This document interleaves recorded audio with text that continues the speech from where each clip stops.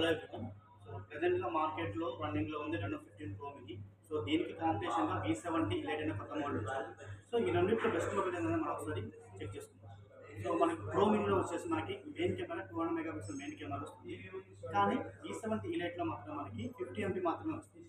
So ఇక్కడ mini అనేది highest and again మనకి మినీలో 50 ఎంపీ టెలిఫోటో కెమెరా వస్తుంది. ఇక్కడ 3.5xలో ఫోటో తీయొచ్చు.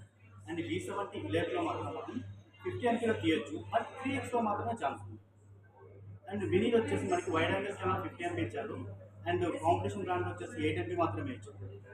అగైన్ మినీలో వచ్చేసి మనం 120xలో జూమ్ చేయొచ్చు. అండ్ కాంపిటీషన్ వచ్చేసి మనం 100xలో మాత్రం జూమ్ చేయొచ్చు.